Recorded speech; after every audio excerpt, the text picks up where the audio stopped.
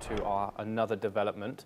where Jordan will host high-level talks on the 12th of August with the United States and Syrian officials to discuss support for rebuilding Syria after more than a decade of war. Among the attendees, Syrian Foreign Minister Asaad al-shibani and US envoy to Syria, Thomas Barrack. The meeting comes months after the Islamist-led rebellion that ousted former President Bashar al-Assad in December. It also follows Damascus signing 12 major agreements worth $14 billion last week, including a $4 billion deal with Qatar to build a new airport and a $2 billion project with the United Arab Emirates to construct a subway in the capital. We're once again joined by Professor Michael to discuss this further. How does Israel view US engagement with Syria's new government? Obviously, we saw the lifting of sanctions just a few months ago, and now some major investment which is being facilitated by other Gulf nations straight into the capital. Professor Michael, what's the feeling about Syria, an Israeli perspective, please? On the one hand, there is uncertainty with regard to the real face or the real nature and characteristics of the current regime in Syria due to its past and its, I would say, connections and belonging to the most radical, extreme, violent jihadi groups that operated in Iraq and Syria. This regime has very deep roots, or it was deeply rooted to those groups, but in the very same time, this regime makes efforts in order to convince the entire international community, mainly the United States of America and Israel, that it changed its direction and its strategic preferences. So Israel is still very careful in this regard, very cautious, maybe even very suspicious,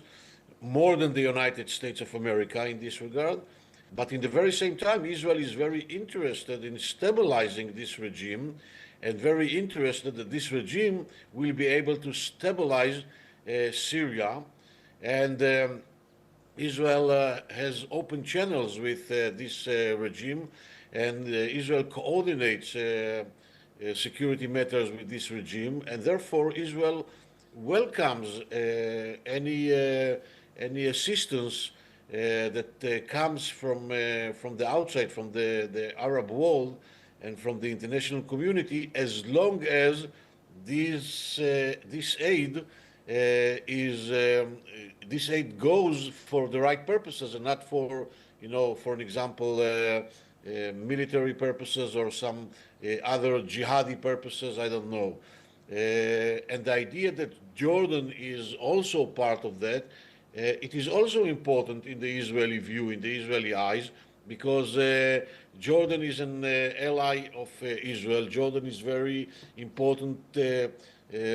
anchor in the stabilization of the region, and it is very important in the Israeli view that Syria will be part of that as well, as another anchor of stability. So I think that it looks like the right direction, but we still have to be very cautious, very suspicious, to open our eyes very carefully, and to be able to maneuver between the different interests and between even sometimes conflicting interests that we have in Syria and in the region when it comes to the current regime in Syria. Yes, and Professor Michael, you did touch on this briefly, but what assurances would Israel need before backing any international aid or investment in Syria? Israel needs to assure that its security interests are kept very carefully. It means that all the area which is south of Damascus will be a demilitarized zone, that the minorities, mainly the Jews who live there, will be safe and secured, and that the current regime in Syria will not use the aid and the support of the Arab world and the international community in order to go back to its jihadi roots, okay, and to revive some aspirations, dreams, and visions that they used to have under the Islamic State or under their jihadi performance, which means that they intend to free Jerusalem or Al-Aqsa, or they intend to rebuild the Islamic Caliphate from Marrakesh to Bangladesh. As long as they will not do that, and as long as they will remain sticked to their obligations, their new obligations, and as long as this aid that they are getting from the Arab world and the international community will help them to be part, integrated part of the new regional architecture, Israel welcomes that, and Israel even will support that, and Israel will contribute its part in this initiative. Professor Kobi Michael, thank you very much for joining us on the program. Pleasure to talk to you. For our next